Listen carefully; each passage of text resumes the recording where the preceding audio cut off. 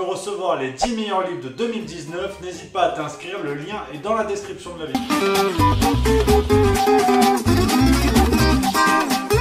Ouais, nouvelle vidéo déjà, j'en ai posté une hier. En ce moment j'ai une productivité qui ferait pâlir un député. Mais là je pouvais pas louper ça. Christophe Girard, PNL, Winamax, la France de 2020. Pourquoi je mélange tout ça? Les gens se posent la question. Bouge pas, je vais t'expliquer. Et on commence tout de suite avec l'affaire Winamax. Maintenant ça va chier. Tout commence avec cette photo postée sur Twitter par Winamax, le site de paris sportif. Un photomontage humoristique sur lequel on reconnaît le groupe de rap PNL. À la place des visages ont été ajoutés les logos des clubs de foot du PSG et de l'Olympique Lyonnais par rapport à la qualif en Ligue des Champions. Faut suivre, sinon c'est compliqué. Au-dessus de cette photo a été ajoutée la légende « À deux, on encule l'Europe ». Bon, c'est pas malin, mais c'est repris des paroles de la chanson Celsius de PNL. Rien à voir avec la météo. Un petit clin d'œil humoristique, une petite déconnade, rien de bien méchant. Eh ben non, c'est là que tu te mets le doigt dans l'œil jusqu'à l'omoplate, mon grand. Parce que forcément, ça a réagi. Marlène Schiappa, Roxana Maracineanu. Attention là on a la Dream Team de la chienlit. Forcément, ça a réagi parce qu'il y a le mot enculé. Bon, je vais essayer de pas le dire beaucoup, sinon je vais aller en prison à ce rythme-là. Donc forcément, oui, ça ne plaît pas parce qu'apparemment, il y aurait une connotation homophobe. Alors on va pas faire un dessin, hein. J'ai regardé les commentaires sur Twitter, il y a eu un débat sur le sens du mot enculé. Donc voilà à peu près où on en est aujourd'hui si tu veux, mais on s'en fout, c'est pas la question. Donc Marlène Schiappa a réagi, hein, elle a dit non, c'est l'homophobie. Roxana Maracineanu, elle est allée plus loin, elle a dit que ça la faisait vomir. Un tweet, ça la fait vomir, Roxana. Donc déjà sur le plan digestif, moi je serais son proctologue, je m'inquiéterais. Parce que quand même, tout le monde, hein, tout le cirque politique et médiatique s'est mis en branle pour une photomontage jusqu'à la députée La République En Marche, Olga Givernet. C'est elle.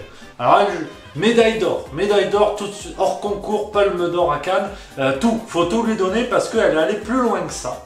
Elle a envoyé une lettre au Premier ministre, Jean Castex, parce que bon, il doit avoir que ça à foutre, donc elle lui a écrit pour lui dire que, attention, j'ai les notes sous les yeux pour pas te dire de conneries, c'était des propos choquants et abjects. Voilà. Et elle a aussi rajouté, accroche-toi à ton slibard Maurice, profiter d'un buzz médiatique généré par lui-même sur la base de propos homophobes. Donc Winamax, ils sont dans le sale drap quand même. Et elle propose de retirer l'autorisation d'exploitation de Winamax, parce que vous savez que les sites de paris sportifs ont une autorisation exceptionnelle en France pour pouvoir faire leur business. Ben elle a dit non, comme c'est abject, on enlève l'autorisation. C'est Olga Givernet qui a dit ça. Donc voilà, hein, si vous voulez, la mobilisation pour un malheureux tweet, une malheureuse photo. Oui, alors j'entends le débat, le mot enculé, le débat autour des supporters, les insultes dans les stades de foot, c'est pas la question. Ce que je veux comparer, c'est la mobilisation politique et médiatique sur cette affaire par rapport à une autre affaire. Non, parce que dans cette histoire de photo Winamax, on va quand même décortiquer le problème en profondeur, si je peux me permettre. C'est un millefeuille de n'importe quoi. Si vous voulez, la première couche de n'importe quoi, c'est on attaque Winamax pour ce mot-là, mais Winamax reprend les paroles du groupe de rap PNL. Alors pourquoi on n'attaque pas le groupe de rap PNL? Parce que je pense que le mot enculé, ils doivent le dire par cargaison de 12. Deuxième niveau de problème, Angèle, balance ton quoi? Regarde. Excusez-moi, mesdames les ministres, les députés, ce que vous voulez, mais là, elle l'a dit. Si, elle a dit. C'est celui qui dit qui est. Donc là, qu'est-ce qu'on fait? Angèle, elle a le droit, Winamax, elle n'a pas le droit. Juste dites-nous, pour savoir à peu près à quelle sauce on se fait manger. Mais on va continuer, parce que ce que je voulais faire devant vous ce soir, cette démonstration, c'est la comparaison avec l'affaire Christophe Girard, une affaire très récente. Alors là encore, je te fais le portrait. Christophe Girard, donc conseiller à la mairie de Paris depuis 2001, également élu régional, également maire du 4e arrondissement, depuis peu adjoint au maire à la culture à Paris, donc un beau CV politique. Il a également exercé des grandes fonctions dans des entreprises, notamment des entreprises du secteur du luxe en France, donc un CV tout propre, tout raisonnable. Bon, alors le problème avec Christophe Girard, c'est qu'il est copain avec Gabriel Matzneff.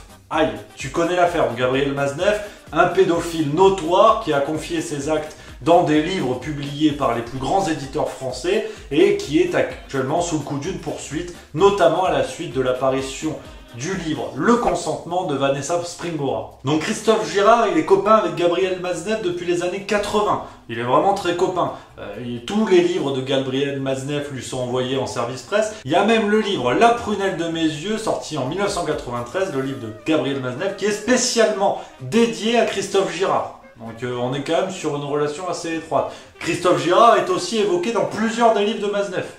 Là, à un moment donné, ils sont copains. Je pense qu'ils sont copains. Mais bah apparemment non, tu vas voir. Donc forcément, Christophe Girard, au lendemain de l'éclatement de l'affaire Matzneff, a dit non, mais en fait, non, mais on se connaît de loin, on a dû manger 3-4 fois ensemble, mais ni plus ni moins, hein, franchement, non. Gabriel, comment tu dis, Matzneff ? Ça me dit trop rien. Donc voilà, forcément, il s'est un peu dépêtré de son histoire, puis il fallait le protéger. Il était en poste quand même adjoint à la mairie de Paris. Donc on est sur quelque chose de sérieux. Forcément, ça a gueulé notamment des associations féministes, également le groupe écologiste à la mairie de Paris. Ça a gueulé pour demander la démission de Christophe Girard. Hein. Un proche d'un pédophile notoire à la mairie de Paris, ça la fout mal. Ils ont obtenu gain de cause. Alors c'est un autre débat, hein. On est pour, on est contre, on n'est pas là pour ça, Didier, arrête. Donc ils ont obtenu gain de cause. Christophe Girard a été démis de ses fonctions. Et tout de suite, le scandale. Anne Hidalgo a tout de suite dit que dans l'enquête Matzneff, Christophe Girard n'était entendu que comme témoin et absolument pas sous le coup d'une plainte. Donc voilà. Elle a parlé aussi d'hystérie militante, hein, que c'était un scandale, que les féministes aient demandé la démission d'un ami d'un pédophile notoire. Donc là, c'était musclé. Anne Hidalgo, elle n'était pas contente. Je peux te dire, elle a manifesté, il y avait tous les rats de Paris qui étaient derrière elle. Donc ça fait du monde. Il y a même le préfet de police Didier Lallemand qui a demandé un salut républicain le jour du départ de Christophe Girard. Donc t'imagines un petit peu. Là, il y avait les larmichettes quand même. Bon, le problème, c'est que ça a tourné vinaigre il n'y a pas longtemps, avec une enquête du New York Times. Donc un journal américain qui est venu faire une enquête sur une affaire française. Qu'est-ce que font nos journalistes? C'est pas le débat. Dans cette enquête, Christophe Girard est directement accusé d'agression sexuelle sur mineurs. Là, Anne Hidalgo, là c'était chiant déjà. Je vous lis ce qui est écrit dans un article des Inrocks qui résume cette affaire-là, comme ça on est précis. Christophe Girard employait parfois Anis Maïd, le plaignant, comme domestique dans sa résidence au sud de la France et lui obtenait des emplois courts dans la maison Yves Saint-Laurent, dont l'ex-adjoint à la mairie de Paris était l'un des principaux dirigeants à l'époque. Ça a détruit ma vie en fait, aujourd'hui je me considère comme une terre brûlée, déclare monsieur Maïd. Interrogé à ce sujet par le New York Times, Christophe Girard nie en bloc et dénonce une calomnie, même s'il confirme avoir employé fréquemment monsieur Maïd, qu'il considère comme un des enfants de la famille durant les années 90. Ah, ça c'est chiant. Et donc le New York Times dispose également, ça c'est encore un peu plus chiant, d'une photo de Christophe Girard nu, souriant au pied d'un lit, qui aurait été prise par Anis Maïd. Donc voilà, pour te résumer cette affaire Christophe Girard, que tu vois à peu près où on en est. Ouais, c'est une sale affaire. C'est une sale affaire parce que tu sens que le bon vieux Matzneff, il était quand même couvert par un paquet de bonhommes. Donc voilà à peu près où on en est. Mais là, curieusement, pour faire écho à l'affaire Winamax, tu as vu que tout est réfléchi. Pas de Marlène Schiappa, pas de gens qui ont vomi, pas de gens qui ont trouvé ça abject. Apparemment ça va. Apparemment ça va. Là, ils ont dit non, l'enquête est en cours, il faut séparer l'œuvre de l'auteur. Tu sens qu'il y a beaucoup plus de pincettes. Là, il y a de la pince à linge à ce niveau-là. Donc voilà, la France de 2020, si vous voulez, des traitements politiques et médiatiques complètement différents selon les affaires.